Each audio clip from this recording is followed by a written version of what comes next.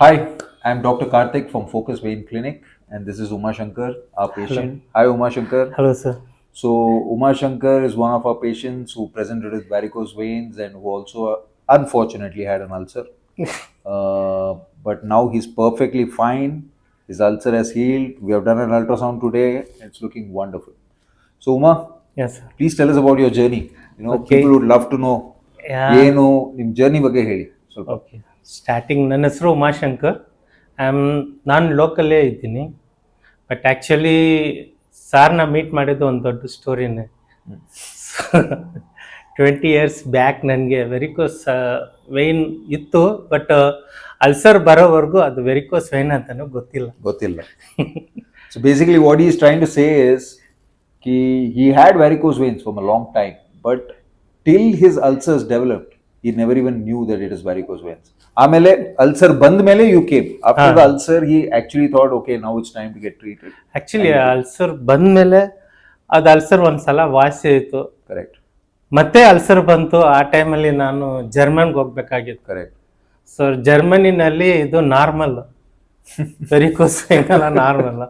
ಅವ್ರು ಏನು ಮಾಡಿದ್ರು, ಸರಿ ವೆರಿಕೋಸ್ ವೇನು ಫಸ್ಟು ಆಪರೇಷನ್ ಮಾಡೋಣ ಅಂತ ಪ್ರೊಸೀಜರ್ ಮಾಡಿದ್ರು. ಮಾಡಿ ಮತ್ತೆ ನಾನು ಮತ್ತೆ ಇಂಡಿಯಾಗೆ ಬಂದು ಇಲ್ಲಿ ಒಂದು ಸ್ವಲ್ಪ I have to, but so basically Uma had this ulcer problem with varicose veins way back, like he says 20 years back. So he was posted in Germany, and Germany what they did is they did a stripping procedure, not a laser or venous. They did a very old procedure called a stripping procedure, which was done, and then he came back happily, thinking everything is over. Over. But then that was just the start of his problems. Yes, Uma. ಮತ್ತೆ ಸ್ವಲ್ಪ ದಿವಸ ಆದ್ಮೇಲೆ ಕಾಲು ಊತ ಬಂತು, ulcer start ಆಯಿತು. ಅದೇನೋ ಹಿಂಗೆ ಸುಮ್ಮನೆ ಹಿಂಗೀಜಿದೆ, ಅದು ಬ್ಲೀಡಿಂಗ್ ಬರೋಕ್ಕೆ ಸ್ಟಾರ್ಟ್ ಆಗ್ಬಿಟ್ಟು. Correct. So similarly he got a recurrence of it with even more worse ulcers, and as he states that even a small itch would cause it to bleed profusely. ಆಮೇಲೆ ಏನು ಮಾಡಿದ್ರಿ ಉಮಾಶಂಕರ್? ಮತ್ತೆ ನಮ್ಮ local doctor ಹತ್ರ ಹೋಗಿದ್ದೆ. ಅವ್ರು ನೋಡಿದೆ ಹೇಳ್ಬಿಟ್ರು ಇದು ವೆರಿಕೋಸ್ ಪ್ರಾಬ್ಲಮ್ ಇದೆ ಅನ್ನೋ. ನಾನು ಹೇಳಿದೆ, ಡಾಕ್ಟರ್ ಅಲ್ಲೆಲ್ಲ ಹೋಗಲ್ಲ, ಜಸ್ಟ್ ನನಗೆ ಹೀಲ್ ಆಗ್ಬೇಕು, ಏನಾದ್ರು ಮಾಡಿ ಅಂದರು. ಅವ್ರು ಹೀಲ್ ಆಗೋಕ್ಕೆ ನೋಡು, ನಾನು ಆ್ಯಂಟಿಬಯೋಟಿಕ್ ಕೊಡ್ತೀನಿ, ಆಮೇಲೆ ಪೇನ್ ಕಿಲ್ಲರ್ ಕೊಡ್ತೀನಿ, ಬೆಸ್ಟ್ ನೀನು ಒಂದು ಎಕ್ಸ್ಪರ್ಟ್ ಹತ್ರ ಹೋಗು ಅಂದರು. ಸೊ ಅವಾಗ ನಾನು ನಮ್ಮ ಮಿಸ್ಸಸ್ಸು ಮಾತಾಡಿಕೊಂಡು ಹಿಂಗೆ ನೆಟ್ಟಲ್ಲಿ ಹಿಂಗೆ ಹುಡುಕ್ತಾ ಇದ್ವಿ. ಫೋಕಸ್ ಡಯಾಗ್ನೋಸ್ಟಿಕ್ಸ್ ಬಂತು ನಿಮ್ಮದು ಮತ್ತು ಡಾಕ್ಟರ್ ಜೋಶಿ ಅವ್ರದ್ದು. ಸೊ ನಮ್ಮ ಮಿಸ್ಸಸ್ ಹೇಳಿದ್ರು, ಯಾಕೆ ಒಂದ್ಸಲ ಟ್ರೈ ಮಾಡೋಣ ಅಂದು. ಸೊ ಅಲ್ಲಿ ಬಂದಮೇಲೆ ನಾನು ನಿಮ್ಮನ್ನ ಮೀಟ್ ಮಾಡಿದ್ದು. And then then our journey together started. First of all, I was very, very astonished to see Umashankar.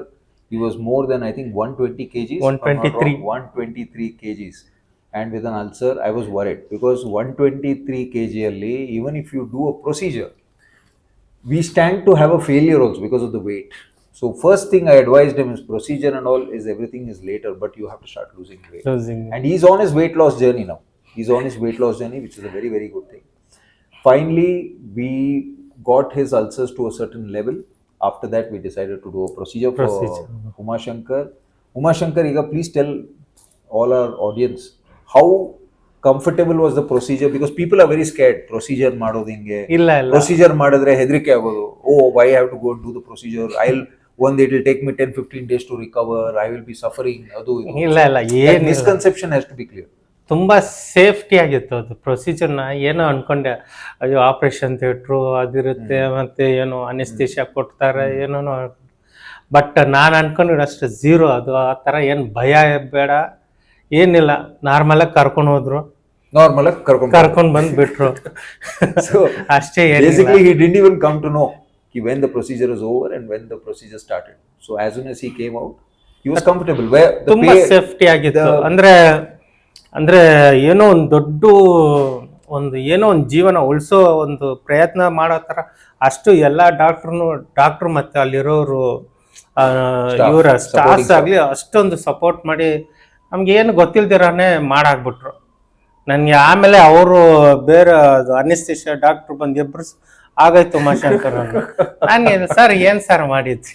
So basically what he's saying is he didn't realize when the procedure finished, the anesthesia doctor just woke him up and said, "Your procedure is over." He couldn't believe it, that his procedure was over. And post the procedure, it's been quite a quick recovery for Umashankar. His ulcers have completely ulcer healed. ಇತ್ತು, ಅದು ತುಂಬಾ So ತಲೆನೋವು ಇತ್ತು ಅದು ulcer. Yeah.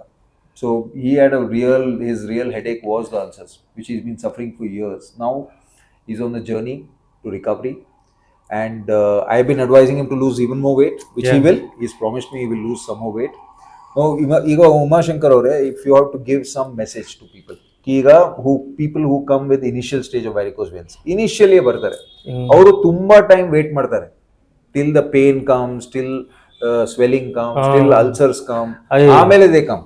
What would you say for a person who has had ulcers? Do you think it is relevant to wait for so long or do the thing early? ಒಂದು ಹೇಳ್ತಾ ಇದ್ದೀನಿ ಎಲ್ರಿಗೂ, ದಯವಿಟ್ಟು ಕಾಯಕ್ಕೆ ಹೋಗ್ಬೇಡಿ. ಒಂದ್ಸಲ ಅಲ್ಸರ್ ಬಂತಂದ್ರೆ ಈವನ್ ನೀವು ನಿದ್ರೆ ಮಾಡೋಕ್ಕಾಗಲ್ಲ, ಬೇರೆಯವ್ರ ಹತ್ರ ಮಾತಾಡೋಕ್ಕಾಗಲ್ಲ, ನಿಮ್ಮ ಕೆಲಸ ನೀವು ಮಾಡೋಕ್ಕಾಗಲ್ಲ, ಊಟ ಮಾಡೋಕ್ಕಾಗಲ್ಲ, ಸೊ ಏನು ಮಾಡೋಕ್ಕೆ ಆಗಲ್ಲ. ಅಲ್ಸರ್ ಪೇಯ್ನ್ ಅಷ್ಟು ಬರುತ್ತೆ ಅಂದ್ರೆ ಇಲ್ಲಿ ಬರುತ್ತೆ ಪೇಯ್ನ್ ಅದು. ಸೊ ಎದುರುಗಡೆ ಯಾರು ಇರ್ತಾರ ಅಂತಾನೂ ಗೊತ್ತಿಲ್ಲ, ಕೋಪ ಬರ್ತಾ ಇರುತ್ತೆ. ಫಸ್ಟ್ ಅಲ್ಸರ್ ವಾಸಿ ಮಾಡ್ಬೇಕಂದ್ರೆ ನೀವು ಪ್ರೊಸೀಜರ್ ಮಾಡಲೇಬೇಕು. ಅದು ಮತ್ತೆ ಮಾಡ್ತೀವಿ, ನಾವು ಪ್ರೊಸೀಜರ್ ಮಾಡದೇನೆ ಅಲ್ಸರ್ ವಾಸಿ ಆಗುತ್ತೆ, ಇನ್ನೊಂದು 2 months 1 month ಅಲ್ಲಿ ಮತ್ತೆ ಬರುತ್ತೆ ಅದು. So basically Umashankar, out of his experience, because he's had so many years of suffering with ulcer, what he says is, you can get the ulcer treated without doing a procedure, but there's always going to be a recurrence. So, and he's like, there's no point living with ulcers. You might as well just avoid that and get the procedure done and get rid of this. So Umashankar, what is your next step? Innond kalide. He has done left leg. Now there's another leg which is very stalking. Of course, that's at a very initial stage. Now Uma is planning something for that also going forward. Now I would advise all my people, all the people listening, that these are examples we need to take. People who wait for years together thinking that only this is a cosmetic problem. This is just not a cosmetic problem. It can lead to some serious problems. So I hope some information has come out from this video. Thank you very much. Thank you, Umashankar. Thank you, sir.